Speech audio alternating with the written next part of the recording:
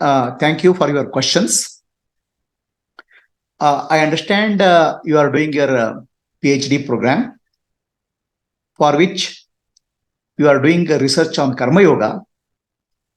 You asked me a question based on my background. I did my master's in MTech IIT. I worked in corporate world. So since many years, more than 25 plus years, I'm doing selfless service, Karma Yoga. So your question is, what inspired me to do that? Is that question correct? Am I correct? Okay. So I consider Karma Yoga as a very important aspect of spiritual sadhana. There is a teaching in Upanishad, Rigveda to be precise, Atmano mokshartham jagaditaya. Our life should be dedicated to self-realization and selfless service. So this teaching inspired me. Now, what is the meaning of the teaching? Is all of us, when we are born in human body, human form, we have a great opportunity for realizing ourselves. That should be our purpose of our life. And for that purpose, we have to do study of scriptures, Shravana, Manana, Nididhyasa, and that's called Atmano Mokshartham. And Jagaditaya means we have to do service, selfless service. So this is the message of Vedas. And fortunately for me, I had many gurus or teachers right from childhood who inspired me, who gave me guidance, motivation to work towards this ideal. From a very young age, say age of 8 or 9 years, I studied Ashtanga Yoga from Patanjali Ashtanga Yoga under the guidance of one master,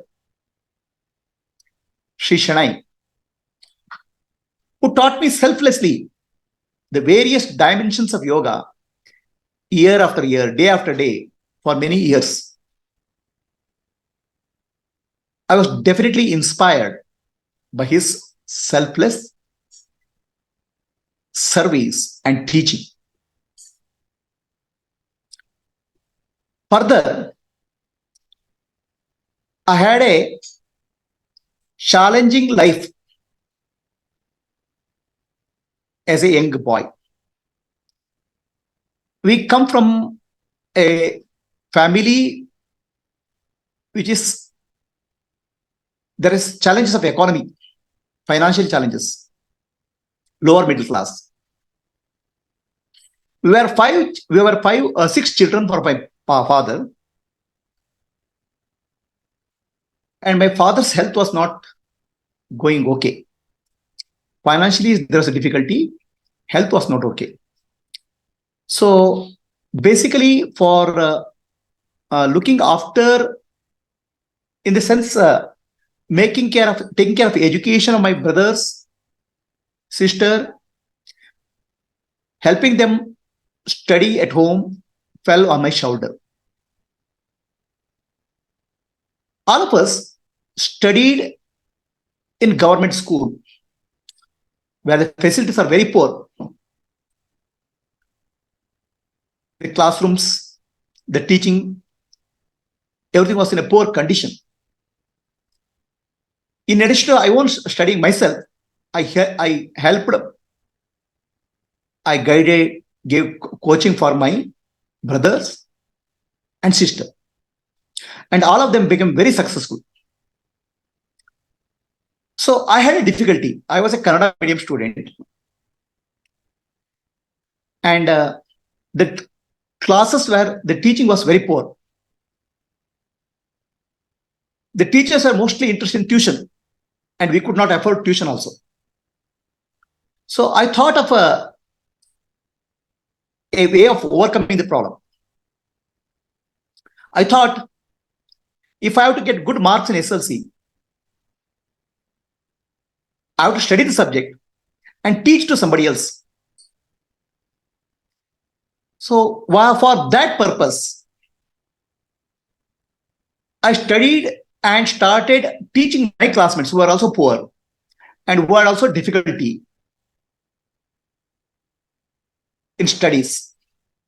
And that was done completely free of cost. So what happened, when I studied and taught them, my understanding of the subject became better. So it so happened that in SLC, I stood first to the school in the top position. I got a scholarship for further study, which helped me to go to engineering and master's program. So I understood the value of helping others, not that of a great motivation, but I wanted to help myself. By helping myself, studying the subject and teaching to others, my understanding improved. In the process, so many people got benefited. My classmates who were on the verge of failure, all of them became passed. So in that process, in a very young age, I learned that if I have to get something in life, I have to learn how to give it. This is the lesson I learned from life. So this I applied in my college days and in the days to come. Then I did my MTech. Because of scholarship, I was able to complete my MTech.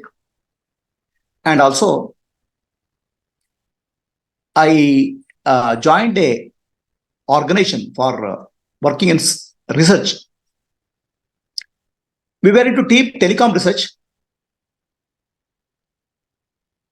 While doing research, the research was very useful for the country. I was very highly motivated and inspired that the work which I am doing will help a lot of people in India. So that way, I worked day in and day out for many years without worrying about salary. Salary was there, of course, without worrying about promotion or salary, but just as an offering for my country. Unknowingly, whatever work which I did became a karma yoga. So the fruits of karma yoga happened. There was an intense purification. Hatha yoga, which I practiced as childhood, plus karma yoga, which I did as work, did a deep inner transformation within me. Tremendous inner wisdom opened up.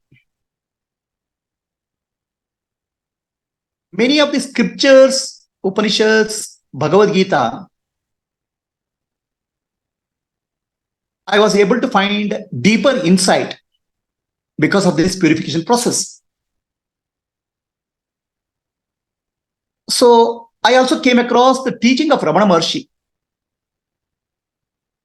His teaching called Upadesha Saram, which says, Ishwara Pitam Nechaya Kritam Chitta Shodakam Mukti Sadakam. So any work you do, if you do as an offering to Ishwara, the Lord, Nechaya Kritam, without getting attached to the results, Chitta Shodakam, that means it will purify the mind, and Mukti Sadakam, it will help you to self-realize. This is the teaching of Ramana Maharshi. I was deeply motivated, inspired, and I had already seen result in my life. Hatha yoga and karma yoga in the office had done a lot of purification in my mind. The mind had become very calm, peaceful, and very deeper spiritual insights I was able to. So this was my early life, how I started Karma Yoga. Actually, without knowing it's Karma Yoga, I was following the path, and I was also seeing the result. When my friends and my colleagues' mind were getting agitated, I was very calm, peaceful, and I was very successful also, because work which I was doing with love and dedication for the people of the country. So this is my background about Karma Yoga. So then what happened? Some of the deeper spiritual insights started coming because Chitta Shuddhi or purification has happened. So my neighbors, my friends, they used to come to me for some difficulties in life. And they used to find some solace, peace in my words. There was wisdom in my words in that time. So now this led to gradually many more people started coming, and an informal organization called Atma Jyoti Satsang started coming into picture. I also had an exposure to Vedanta by some of the masters, and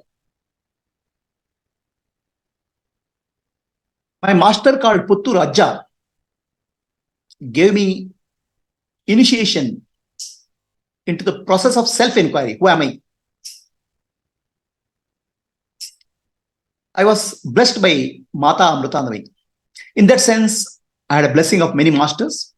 Karma Yoga combined with the teaching of masters, blessing of masters, helped me. So, who am I? Inquiry is a part of Atmanu Mokshartam, self-enquiry to realize the self. Jagaditaya is service. So, unknowingly, I was doing Jagaditaya and I found the benefit and I started doing more. I started satsang, started building up. Then I started teaching Bhagavad Gita, Upanishads. Gradually, the group kept on growing. We work on a purely non-commercial basis. There's no money transaction. People come to the satsang, they learn, and they try to pass on the wisdom to others. In that sense, gradually it grew into a larger organization. Later, it was called Light of Self Foundation. So we are now in the 26th year of Light of Self Foundation. We have activities of Vedanta study, Bhagavad Gita study, and a lot of activities for children for cultural, spiritual education. That's called ILEAD. Karnataka Sanskrit University recognized our organization as a research foundation. And we have various level of teachings of Bhagavad Gita, Upanishad, where people can learn equivalent of a diploma, a graduation, post-graduation, and PhD, all voluntarily and all for non-commercial purpose. So many teachers started coming up, many students joined. So this is the organization, this is how organization grew. And what I found is that because of selfless activity, many people benefited. So those people who benefited, they wanted to help others. That's how it grew. So basically, Light of Self Foundation runs on the principle of Atmano Mokshartam Jagaditaya. Self-realization and selfless service. Selfless service is Karma Yoga. So this in briefly, the answer to your question. Did I answer it? Okay.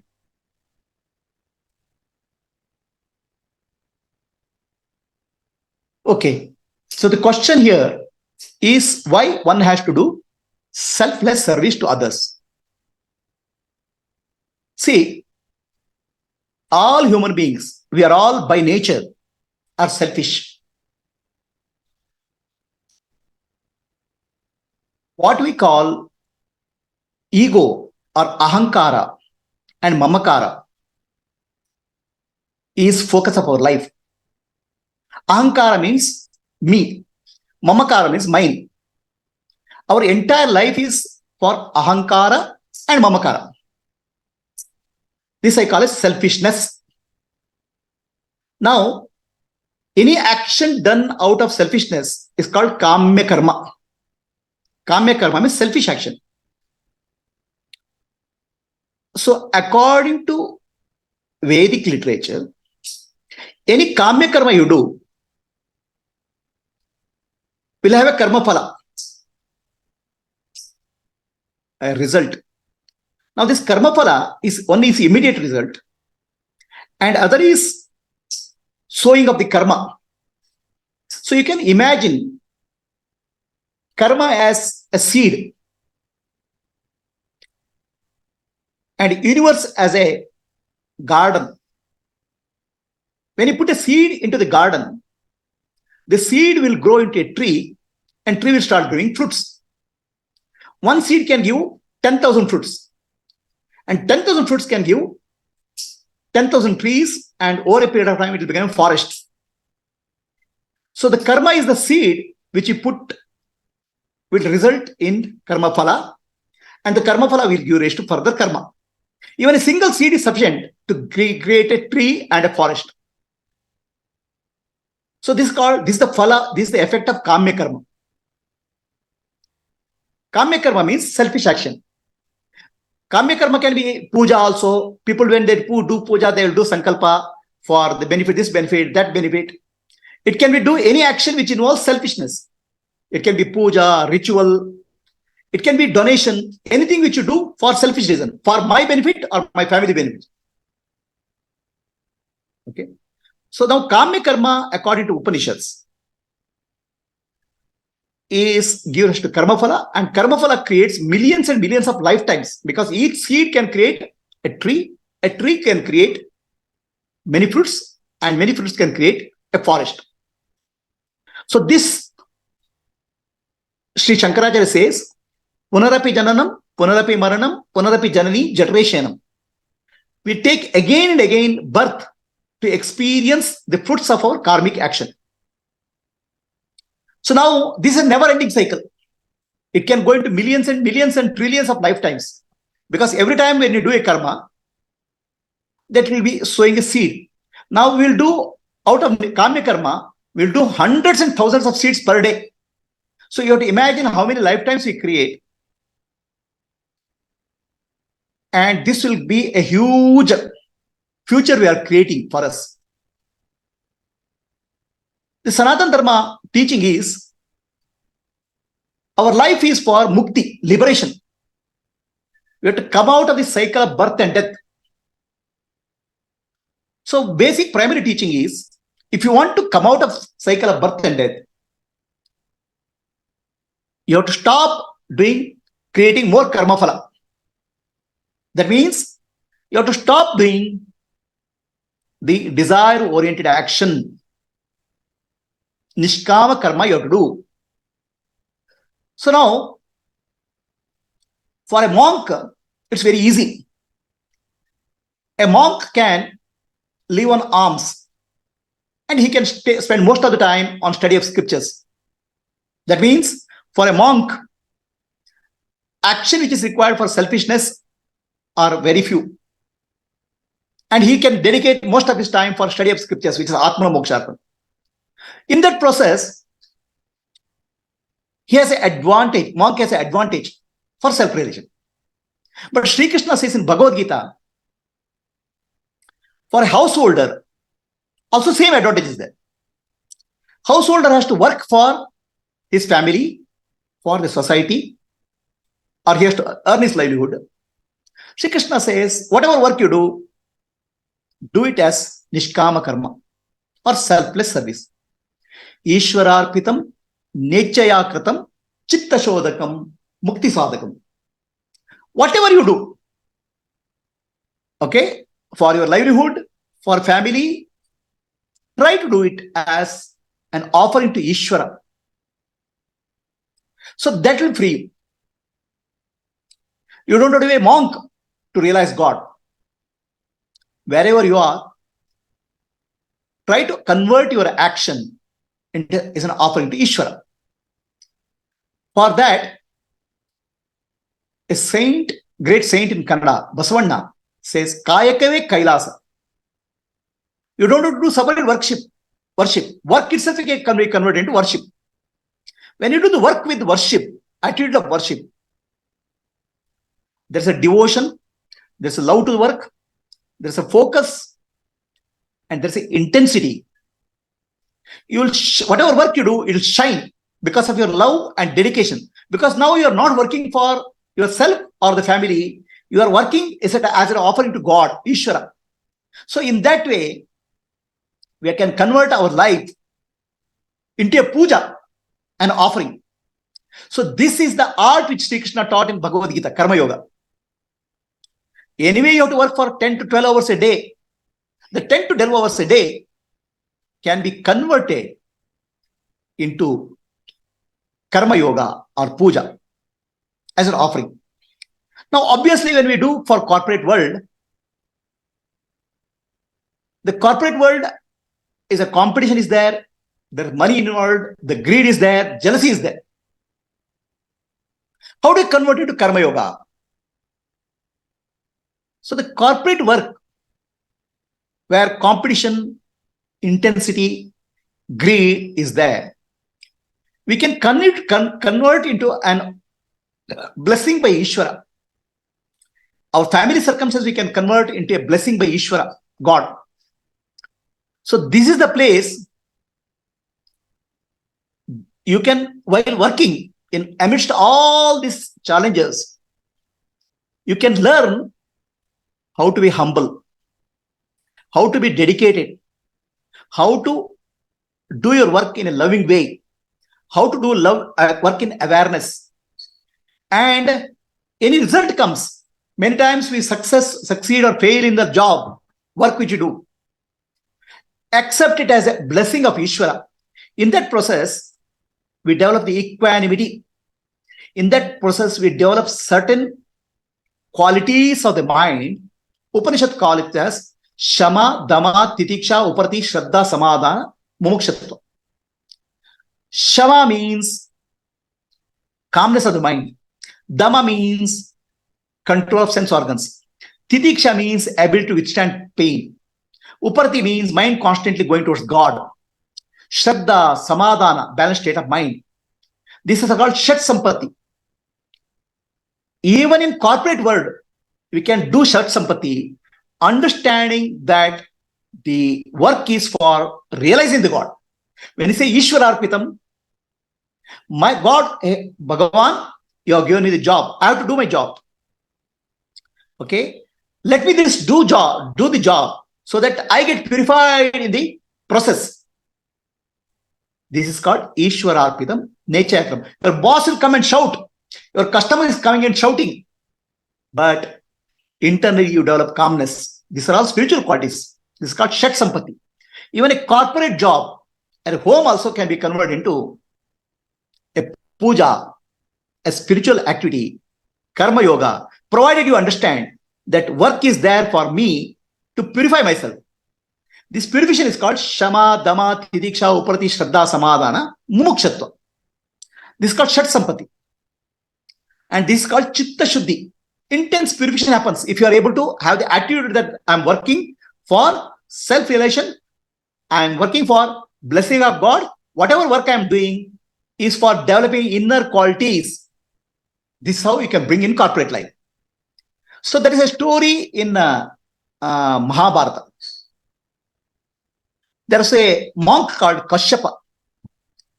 So Kashyapa monks have a privilege of working all the time for spiritual sadhana because they don't have any household responsibility. So the monk does intense meditation, and because of meditation, he gets some supernatural powers, siddhis. One day, a crow on the tree drops excreta on his head. Kaushika gets very angry. He looks at the cow, and the cow gets the crow gets burnt. So Kaushika is very happy. I have developed a lot of intense powers through meditation. So then, that day he goes for Bhiksha. He meets a woman, and near the house he says, knocks the door and says, Bhavati Bhikshandehi, give me Bhiksha. There was a delay in the lady coming out of the house. Kaushika gets angry. He looks at her intensely. Then she smiles and tells, oh Kaushika, looking at me intensely, I can't be burnt. I'm not a crow to be burnt. Suddenly, Kaushika gets surprised. How come this woman, an ordinary housewife, has such higher powers and so much of wisdom? He asks her, how do you achieve this such a power? How did you get this such a spiritual power? She smiles and says, oh Kaushika, you are a monk. You can afford to sit for 10 hours, 12 hours meditation. But I am a householder. I have to take care of my father. I have to take care of my father-in-law, mother-in-law, my husband, my children. I have to do my household duties. But my secret is one. Everything I do it as a offering to God. So my puja is 10 to 12 hours of work per day. Whatever work I do becomes an offering to God. So I got purified. This is the secret of Karma Yoga for women, which that lady told. So Karma Yoga can be practiced anywhere, and it can be integrated with our day-to-day life. So that's what Sri Krishna told Arjuna. Do Karma Yoga. You are not a monk. You are a warrior. You can fight the war in the form of Karma Yoga. Now the question comes here. When you say in the corporate world, there's a greed and need, profit is there. So there, how do you work? When you work, try to do work as much as possible, dharmic way. As much as possible without telling lies. Integrity, love, focus, concentration. So this is called Nishkama Karma. But of course, in the corporate world, you get some money, you get salary. A householder has to donate dana, a part of his salary, to the society because he is doing work for selfish reason. Even though intelligently has converted work into Karma Yoga, some amount of money which he gets, he has to do yadna and dana. Dana means charity. Yadna means offering to the society. There are 5 yadnas prescribed. Deva yadna, Pitra yadna, Rishi yadna, Manushi yadna, Bhuta yadna. All householders are supposed to do these 5 yadnas for purification purpose. Deva yadna means puja, rituals. Pitra yadna means taking care of elders. Manushi yadna means doing service to the people. So now, the key here, right? When you do yadna, you have to go out of the boundary of your me and mine. Ahankara, mamakara, you have to drop. You have to go out and do service to somebody who will not give you back, who will not return. You should do without an expectation. When you do dana, give to somebody who needs it. Oh no, I gave money to my brother-in-law. Doesn't become dana. It becomes, and he will return it one day. Dana has to be given to somebody who doesn't know you or who will get benefit from it. But give it to the right person. Similarly, yadna when you do, try to do it for people who are outside the circle of mamakara, ahankara, beyond the boundary of me and mine. In that way, you are breaking that cycle called ahankara and mamakara, me and mine. It's called dropping of the ego. Karma Yoga brings you qualities of shama, dama, titisha, uparti, shraddha, samadhana. Can you remain in a balanced state of mind when customer comes and shouts, your boss shouts, and whatever you do in the office fails? Equanimity has to develop. So Karma Yoga in the office environment is to develop the qualities. Yadna and Dana is to drop your Ahankara and Mamakara. So this is what is prescribed lifestyle by Sri Krishna for householder. So I started following that in whatever extent. It's not that I'm perfect, but I try to do it well. So, and as you do it, the blessings will start coming in various ways. The mind becomes very, very peaceful. The spiritual teachings become very clear. And there's a tremendous amount of wisdom starts coming out, and that will affect people. That's why more people started coming. So when most people started coming during weekends, I got an opportunity to do service, more service. Teach people Vedanta, teach people Bhagavad Gita, teach people Upanishad, teach people Atma, teach people yoga. So God, Ishvara, gives me more opportunity to do service. It's a blessing. So earlier I had to do my livelihood, working in the corporate, where my spiritual qualities develop. I do a little bit of Atma and Dana to get out of kamya selfishness, and blessings comes from the universe. Blessings will come. More and more people will start coming and receiving the teachings, and more teaching I give, the more clarity develops in me. So in that way, karma yoga not only benefits you, it will benefit, not only benefits others, it will benefit you, it will help you to evolve. This is what I learned. So from kamya karma, selfish action, we have to move to nishkama karma, selfless action. So here, very important, nishkama karma, very important aspect, Shri Krishna says in Bhagavad Gita. Karmanye vadikaraste ma phaleshu kadachana. Do your duty, whatever you do, but do not get attached to the results of that. So that is the teaching. So now, in the corporate world, or in the school or college, I can study well, do my best, but result, there is no control. I can hope for best, but I can't get control the result. So when the result is not under control, naturally our mind gets agitated. But teaching of Sri Krishna is face life, whatever result comes, with equanimity. Because result is not just because of your effort, result is because the factors of the universe. Right? For example, a student wants to get a good marks in IIT. He studies hard, writes the exam well. That's under his control. Karmanye vadikaraste. But when the result comes, he gets disappointed because the paper was tough or examiner did some mistake. Now, should he get disappointed? Sri Krishna says, don't get disappointed. The work which you have done, actually, action, is for improving your inner spiritual qualities, called Shama, Dama, Tidiksha, Uprati, Shraddha, Samadhana. The result is incidental. If good result comes, accept it. If the result is not favorable, accept it. But develop the inner quality of equanimity, samasthiti. So any work, including study, can be converted into a sadhana. I see many of these exams and newspapers where somebody gets 98 marks, got disappointed, like didn't get 2 marks, they commit suicide. I feel sorry about them. They should study about Bhagavad Gita, the teaching of Bhagavad Gita. They should implement in their life. They have to learn equanimity. They have to learn work is for purifying yourself.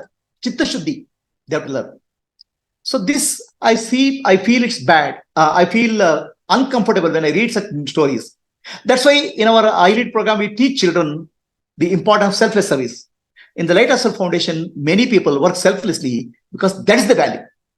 Karma yoga is for purification. So now we start with Kamya karma. Even Kamya karma doesn't include just selfish action. It can be included puja, it can be included rituals, wherever the desire is for me and mine. Nishkama karma is for purification of yourself and a service offering. It can be yajna, dana, or any other service. So as you do, this intense purification happens. So Kamya karma to Nishkama karma, then Naishkarmya happens.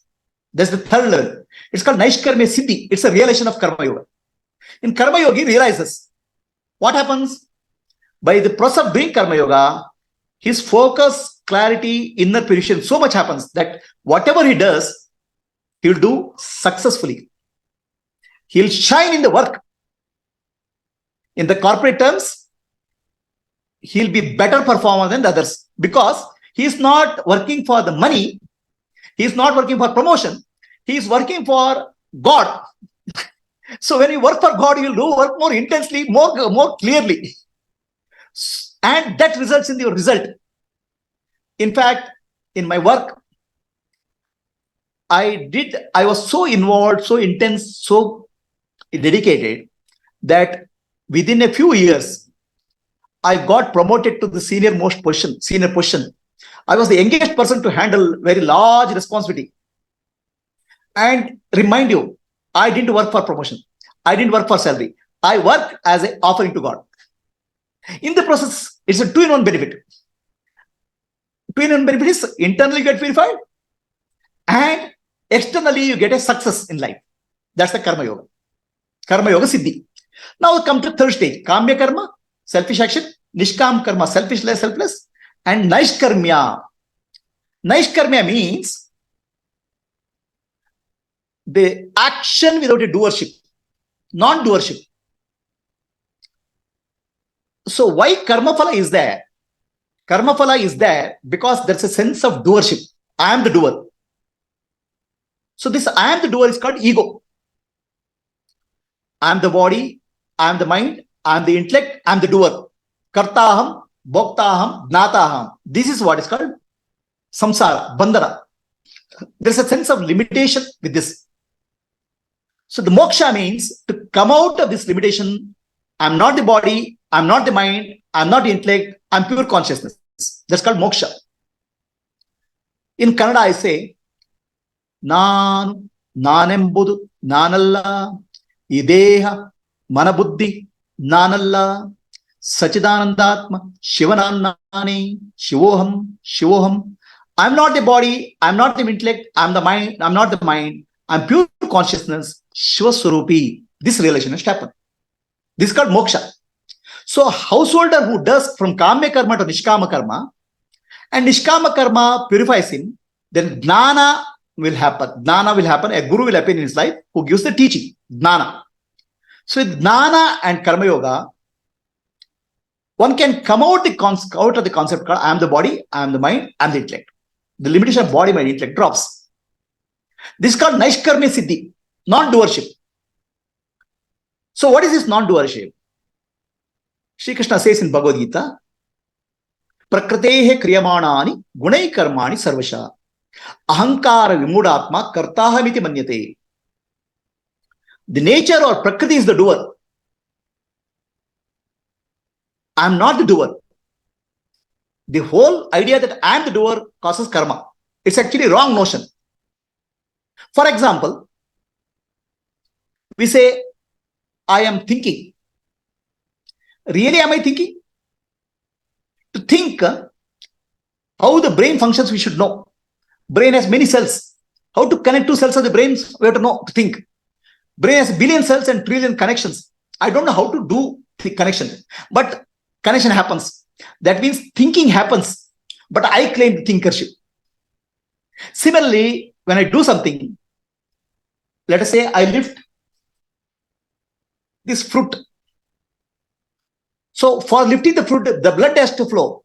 My brain has to function. My heart has to beat. My lungs have to operate. None of this I am doing. The Prakriti nature is doing. So what I do, I take the credit. The one who takes the credit is called ego, the doership. So as you do Karma Yoga, Chitta Shuddhi happens. When you get Jnana, then you understand real nature of the world. Prakritehe kriyamanani gunai karmani sarvasha. Then the doership drops. When the doership drops, all your karma drops. The karma is of four types. Sanchita karma, prarabdha karma, agami, kriyamana. So Sanchita karma is accumulated karma of many lifetimes. It's a huge ocean. Because I told you, one fruit can give one tree can give one forest. So huge karma, accumulated karma drops. Agami karma drops because Agami karma is karma which I am doing now, which will give result in the future. Because you should start realizing that you are not a doer. So you are not doing a Kamya karma, selfish action. You are doing selfless action. No future karma accumulation. Then Prarabdha karma continues, what gave rise to body and mind. So that will continue for some time. But non-doership, you realize I am not a doer. Then who is the doer? Naham karta, harireva karta. I am not the doer. God alone is functioning through me. That understanding becomes more and more deeper. This is called Naishkarmya Siddhi. One who has attained Naishkarmya Siddhi has become free from cycle of karmic bondage. So this is how from Kamya Karma to Nishkama Karma, Naishkarmya, one can have realization. Naishkarmya is called realization. Naishkarmya is enlightenment or liberation. So while doing Nishkama Karma, what happens? So many challenges come in life. Okay? But the yogi, Karma yogi will not be afraid of any challenge because everything is a gift of grace of God. He is completely focused. He is like an arrow. Nothing can stop him. It's like when I'm driving a vehicle. Okay? Road humps cannot stop me. Roadblocks cannot stop me because I know my destination. The Karma yogi's destination is Naishkarmya, non-doership, realization, non-doership. That non-doership is called realization or oneness with God because through the body-mind complex, more and more divinity starts flowing. It's called Naishkarmya. There's no individual doer. The cosmic Ishvara starts functioning through that body and mind. So the whole purpose of Karma Yoga is from Kamya Karma to Nishkama Karma. Nishkama Karma purpose is Chitta Shuddhi, Shama, Dama, Titiksha, Upardi, Shabda, Samadhana, Mokshatva to develop. And focus in work for Loka Kalyana, service. And finally, it will happen Naishkarmya. Then you will not the doer. The God functions through the body-mind complex. Naham Karta, Harideva Karta. So this will happen. Did I answer your question?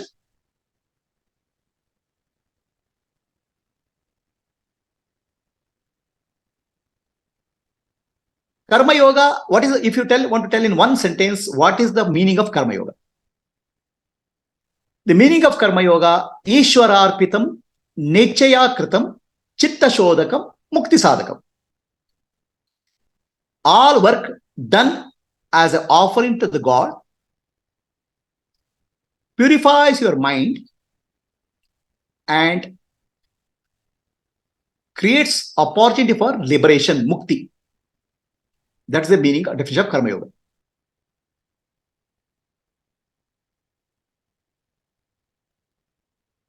What is the message to the children or message to the present generation regarding Karma Yoga? See, very simple. The message, see, our life, human life is very, very valuable.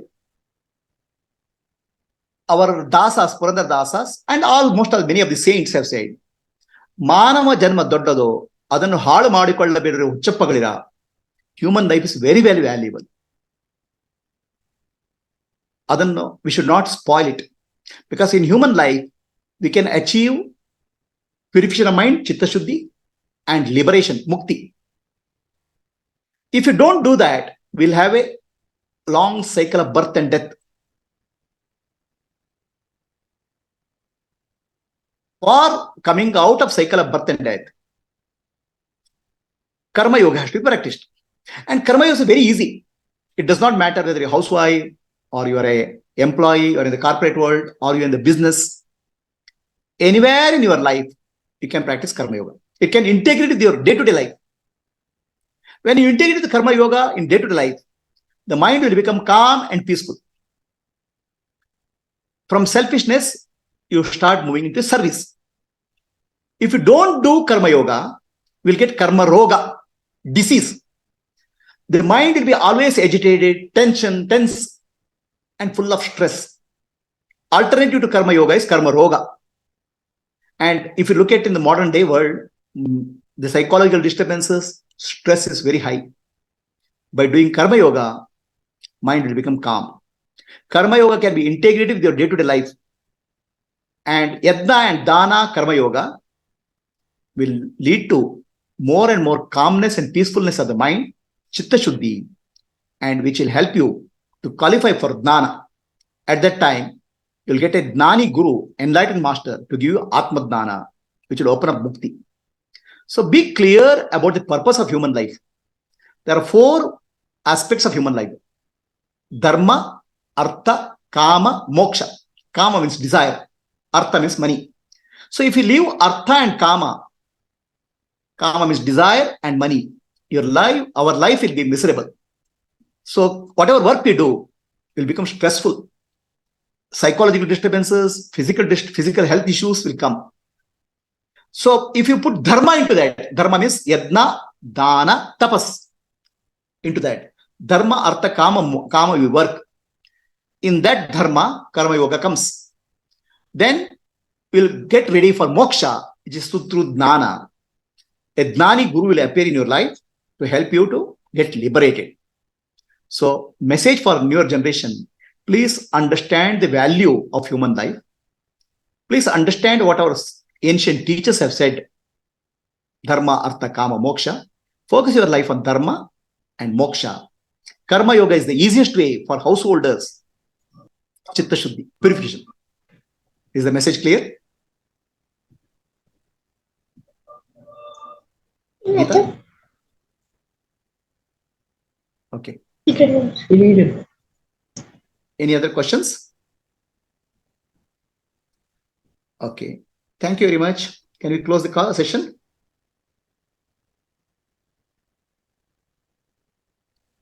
Okay. Anybody on Zoom has a question? Hari Om, no Guruji. Thank Hari you. Om. Vipin sir, yes, you have any question? Yes, Guruji, my question is that there is a lot of confusion as far as the question of giving charity or dan is concerned. Could you please clarify it, that what is the best way or which place a person should contribute, Guruji? Okay. So the question about dana or charity, dana and yadna. Okay. So this is a new question. This is a question. I'll answer this question. So is to go out of circle of ahankara and mamakara. Me and mine. So if you give money to your brother-in-law, it doesn't qualify as dana or yadna. If you give it to somebody who will return it back in some way, it doesn't qualify as dana and yadna. It has to be given to somebody where you don't, and nothing comes back to you. That's the first principle. Second principle is there's a difference between dana and yadna. Dana means giving. Yadna means give to grow. There are two different things. Dana and yadna are different. For example, somebody is hungry. Give him fish. He'll eat the fish and go. That day's hunger is satisfied. That comes into the dana category. But if we teach him fishing, he will do the fishing, he will take care of his family, he will grow. So this is the comes under the category of yadna. Dana and yadna are different. Okay? Is this clear? Yes. So dana and yadna has to be done not for your relatives, not for your friends, but somebody who doesn't repay you in any way. It doesn't come back to you. Yes. Is that clear? Yes, Guru. Dana, when you give, you have to give. Apatra dana, you should not give. Apatra dana means when you give, try to give somebody who needs it. Okay? That means somebody you give, let's say somebody asks for money. If you give it and he goes and drinks alcohol, so it becomes apatra dana. You have to give it to the person who needs it in the right way. To give it the right way is dana. Yadna is very different. Yadna means give to grow. Okay. In the process of giving, the person who gives and person who receives both will grow. So, for example, you have been a teacher. Yes, Guru. So now when you teach, actually the teacher grows. The teacher learns more from the students than students learn from the teacher. Right?